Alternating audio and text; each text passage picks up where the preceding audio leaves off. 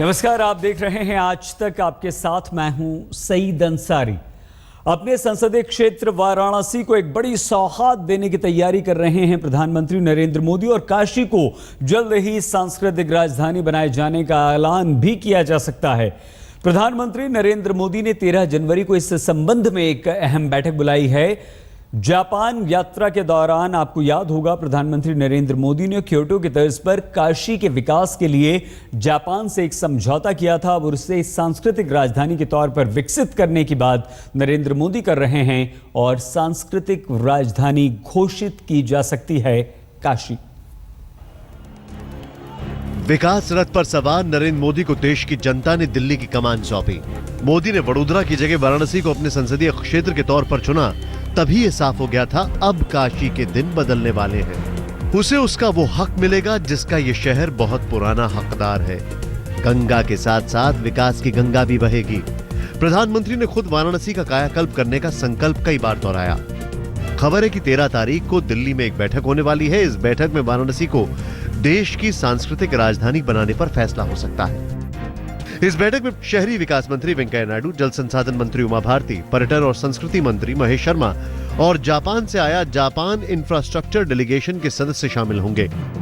वाराणसी को विश्व के सांस्कृतिक मानचित्र पर बहुत ऊंचाई तक ले जाने का जो सपना प्रधानमंत्री नरेंद्र मोदी ने देखा था, उस सपने को पूरा करने के लिए इस मीटिंग में कई बड़े फैसले लिए जाएंगे। प्रधानमंत्री नरेंद्र मोदी की जापान यात्रा के दौरान क्योटो वाराणसी साझेदारी समझौते पर हस्ताक्षर किया गया था। इस समझौते के मुताबिक जापान वाराणसी के विकास में बढ़ चढ़कर हिस्सा लेगा। सरकार का लक्ष्य है कि वाराणसी को क्योटो शहर की तर्ज पर विकसित किया जाए। इसी योजना के तहत काशी को देश की सांस्कृतिक राजधानी बनाए जाने का फैसला 13 तारीख को हो सकता है।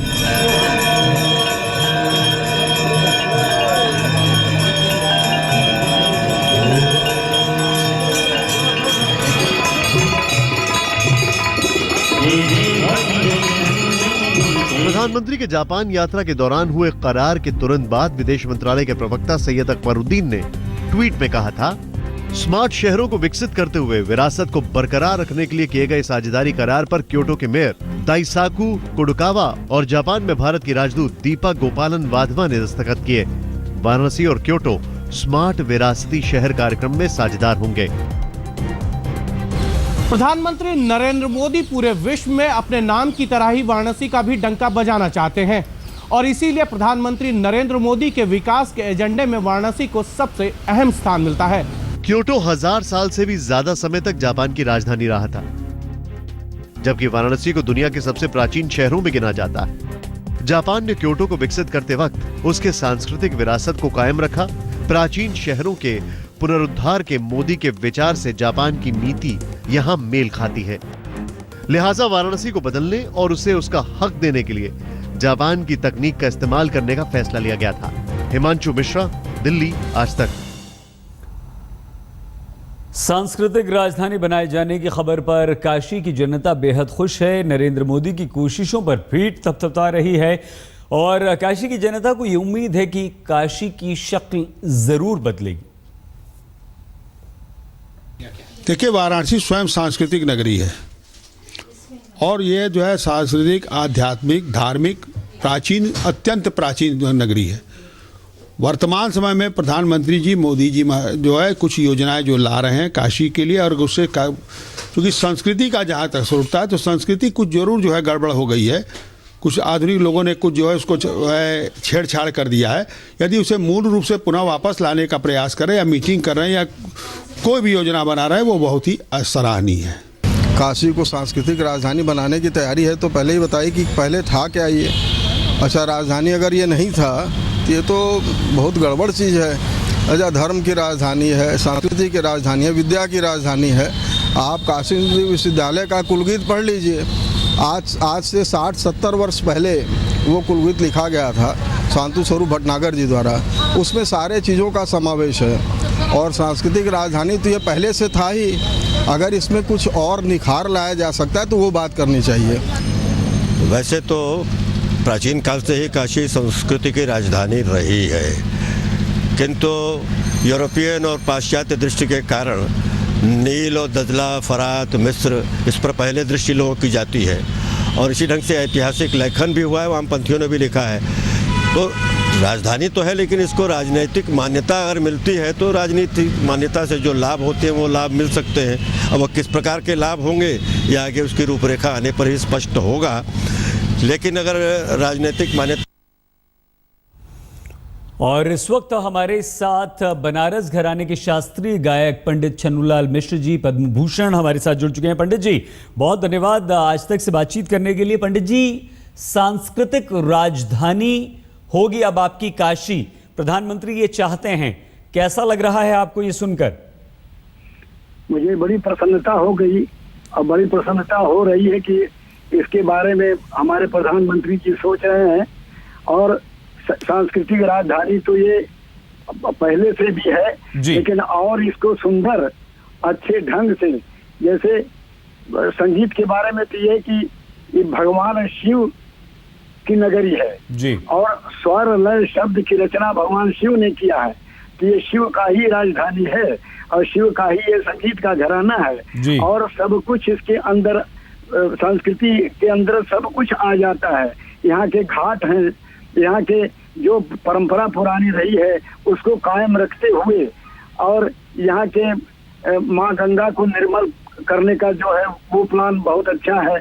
और साथ साथ यह जितनी चीजें हैं यहाँ जो पुरानी परंपराएं रही हैं उनको लाना और उसमें सुंदरता लाना, एक नए ढंग से उसको प्रयोग में लाना कि वो पुरानी परंपरा कायम रहते हुए नया नवीनता यहाँ कायम हो, ये हम लोग भी चाहते हैं कि संगीत के लिए हम तो चाहेंगे कि संगीत के लिए जो पुरानी परंपरा रही है, बिल्कुल बिल्कुल, ये सबसे प्राचीन नगरी काशी है और सबसे प्राचीन भाषा संस्कृत है। और संस्कृत में ही वेद, शास्त्र, उपनिषद, गीता सब कुछ है। पंडित जी बिल्कुल, आपने कहा कि पहले से ही सांस्कृतिक राजधानी है, औपचारिक तौर पर घोषणा हो जाए तो बहुत अच्छा होगा। संगीत को, संगीत को, हमारी सांस्कृतिक विरासत को और मजबूती मिलेगी। पंडित जी आप प्रस्तावक रहे थे मोदी जी के, आप 9 रत्नों में से हैं उनके। पंडित जी इस अवसर पर सांस्कृतिक राजधानी बनाए जाने की खबर की खुशी में ही क्या आप के स्वरों के जरिए कुछ कह सकते हैं? किसके जरिए? आप कुछ गा कर सुना सकते हैं हमारे दर्शकों को, कोई आपकी रचना? नहीं, काशी का सबसे बड़ी चीज ये मुझे कहना है कि संस्कृत में, पहले संस्कृत में ठुमरी गाते थे जी, पर संस्कृत में ही सब संगीत का भगवान शंकर ने जो रचना किया है वो संस्कृत में ही किया है, स्वर लय शब्द की। डमरू से मंगला नम जब गढ़ खब तब कपय हल, ये 14 सूत्र को जो निकाला है उन्होंने, ये 14 सूत्र से ही संगीत की उत्पत्ति है, स्वर लय शब्द की। और इस उद्देश्य से इसको कायम किया भोलेनाथ ने कि नृत्यावसाने नटराज राजो ननाद ढक्कान नव पंच बारम, 9 5 14 बार डमरू बजा। किस उद्देश्य से? कि उद्धार तू काम, उद्धार करने की कामना से, कि हमारे जितने ऋषि मुनि हैं, जितने कलाकार हैं, ये सबका उद्धार होगा। स्वर लय के द्वारा ईश्वर प्राप्ति जल्दी होती है। तो उद्धार तो काम सनकादि सिद्धांग से शिव सूत्र जालम, ये शिव भगवान शंकर के नगरी में शिव सूत्र जो 14 सूत्र है, इसमें सब कुछ स्वर लय शब्द ये सबको उन्होंने पिरो दिया है। इसको कायम रखना, इसको इसकी शिक्षा देना, कैसे कायम है, कैसे लय इसके अंदर पिरोया उन्होंने। पंडित जी आपके इन स्वरों के लिए बहुत धन्यवाद और आपके समय के लिए भी धन्यवाद आपका। तो सांस्कृतिक राजधानी बनाए जाने की खबर पर काशी की जो जनता है वो काफ़ी खुश है। और देखिए, नरेंद्र मोदी ने जो क्योटो की तर्ज पर काशी का विकास करने की बात कही है, योजना बनाई है, वो क्या फ़र्क है। 1000 साल से ज़्यादा पुराना शहर है ये जापान का क्योटो, और वाराणसी दुनिया की पुरानी शहरों में से एक है। पुराने मंदिरों, पूजा स्थलों का जाना माना केंद्र है क्योटो। मंदिरों और घाटों का शहर है हमारा काशी, हमारा वाराणसी। क्योटो प्राचीन जापान की राजधानी है, तो वाराणसी को देश में धार्मिक राजधानी भी माना जाता है और सांस्कृतिक राजधानी भी कहा जाता है। जापान के स्मार्ट शहरों में से है। स्मार्ट शहर बनने की दौड़ में शामिल हो चुका है अब वाराणसी, और काशी के लिए बहुत बड़े बड़े प्लान प्रधानमंत्री नरेंद्र मोदी ने, क्योंकि वो उनका संसदीय क्षेत्र भी है, बना लिया है। अब सांस्कृतिक राजधानी बनेगी और काशी को किस तरह से सजाया संवारा जाएगा, एक बड़ा प्लान तैयार किया गया है। हालांकि ये प्लान जो है वो नरेंद्र मोदी के वाराणसी से चुनाव जीतने के बाद ही किया गया था। हिमांशु मिश्रा हमारे संवाददाता इस वक्त हमारे साथ हैं। हिमांशु, किस तरह से अब काशी को सांस्कृतिक राजधानी बनाए जाने के लिए तैयारियां की जा रही हैं और ये कैसे संभव होगा? कोई प्लान अभी तक सामने आ पाया है हिमांशु? देखिए सईद, मैं आपको बता दूं कि इससे पहले वेंकैया नायडू ने खुद एक वाराणसी के डेवलपमेंट को लेकर वहां के प्रमुख लोगों की मीटिंग बुलाई थी, जिसमें वहां के एमएलएस को बुलाया था, मेयर्स को बुलाया था और वहां से जुड़े हुए तमाम सोशल वर्कर्स को भी बुलाया था जो काम करते रहते हैं वाराणसी के विकास के लिए। उन सबको बुलाकर एक मीटिंग ली थी और उसका पूरा प्लान तैयार किया था। वाराणसी के लिए मेट्रो प्रोजेक्ट को बहुत जल्दी ही कैबिनेट की तरफ से भी मंजूरी मिलने वाली है, ये बात हम सब जानते हैं। उसके साथ ही साथ सड़कों को ठीक किया जाएगा। वहाँ पर डेवलपमेंट कैसा होगा उसको लेकर ये जो बैठक होनी है जापान के डेलीगेशन के साथ, वो एक बहुत इंपॉर्टेंट बैठक है। उसमें कई तरीके की प्रेजेंटेशंस रहेंगी और उसके बाद पूरा रोड मैप तैयार किया जाएगा वाराणसी के डेवलपमेंट का। और ये एक ऐसा बड़ा फैसला लिया जाएगा जिसके अंदर कह सकते हैं कि वाराणसी का विकास कैसा होगा उसका स्वरूप इस बैठक के अंदर तय होगा और उसके बाद इसको किस तरीके से इम्प्लीमेंट किया जाएगा उसको लेकर भी चर्चा होगी, क्योंकि वाराणसी प्रधानमंत्री की कॉन्स्टिट्यूएंसी है और प्रधानमंत्री की इस पर नजर रहेगी। इसीलिए किसी भी तरीके की ढिलाई बरतने के लिए सरकार नहीं दिखाई देती। सही, बहुत धन्यवाद हिमांशु आपका। हिमांशु मिश्रा हमारी संवाददाता जानकारी दे रहे थे कि आखिर ये होगा कैसे। तो प्रधानमंत्री नरेंद्र मोदी ने काशी के लोगों में एक उम्मीद जगा दी है। उम्मीद ये कि उनके शहर में विकास की गंगा बहेगी, शहर का कायाकल्प होगा। इसके लिए प्रधानमंत्री नरेंद्र मोदी ने एक रोड मैप तैयार किया है। काशी के विकास के लिए कई सारी योजनाएं बनाई हैं और उसके लक्ष्य को पाने की पूरी कोशिश भी हो रही है।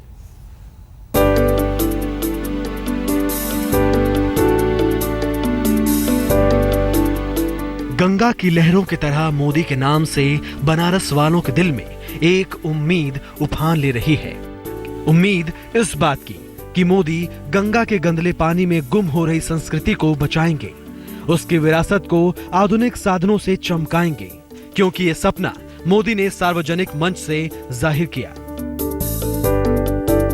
सपना है बाबा विश्वनाथ की नगरी को बौद्ध मंदिरों के शहर क्योटो जैसा बनाने की। इस सपने की सुर्खियां तभी से हैं जब मोदी ने क्योटो की धरती पर कदम रखा। उनके जापान यात्रा में पहला समझौता काशी क्योटो को लेकर ही हुआ था। इसके बाद क्योटो के मेयर बनारस दौरे पर आए तो लगा कि मोदी का वो सपना अब जमीनी हकीकत का रूप लेने जा रहा है। काशी को लेकर मोदी ने जो सपना देखा उसकी मिसाल उन्होंने क्योटो शहर की झलकियों से दी। जिस तरह जापान सरकार ने क्योटो का बुनियादी ढांचा तैयार किया, विकास का रोड मैप तैयार किया और उस पर जनता की भागीदारी ने सोने पर सुहागे का काम किया। मोदी काशी के सपनों में भी क्योटो जैसी सफाई और साझेदारी देखना चाहते हैं। इसे क्योटो की तरह स्मार्ट सिटी बनाना चाहते हैं, लेकिन जानकारों के मुताबिक काशी के ढांचे में बदलाव बेहद मुश्किल है, क्योंकि चुनौतियां कई हैं। शहर के जिस हिस्से में काशी की विरासत बसती है वो न सिर्फ घनी आबादी वाला इलाका है, बल्कि संकरी गलियों के बीच एक दूसरे से सटे मकान हैं, मकानों से लगे मंदिर हैं। तो फिर क्योटो जैसी प्लांट सिटी कैसे बनेगी काशी? लेकिन मोदी के वादे अब भी काशी को सपना दिखा रहे हैं। काशी की धार्मिक विरासत का पुनरुद्धार किया जाएगा। शहरों की साफ सफाई के साथ ही यात्रियों के लिए विशेष सुविधा होगी। शहरों को पर्यटन स्थल के रूप में विकसित किया जाएगा। मोदी का वादा है काशी को इंटरनेशनल टूरिस्ट स्पॉट बनाएंगे। शहर में बिजली की पर्याप्त व्यवस्था की जाएगी। कल कारखानों के कचरों का आधुनिक इस्तेमाल होगा। गंगा में जल परिवहन को बढ़ावा दिया जाएगा। नौका विहार जैसी सुविधाओं को आधुनिक बनाया जाएगा। इन सुविधाओं के साथ ही गंगा अपने बाशिंदों के लिए जीवनदायिनी भी बन जाएगी। प्रदूषण के साथ गंगा अपना यही तो रूप खो रही थी। नए प्लान के साथ जब नए रोजगार के मौके खुलेंगे तो गंगा किनारे रहने वाले बाशिंदों की समृद्धि भी बढ़ेगी। आज तक ब्यूरो।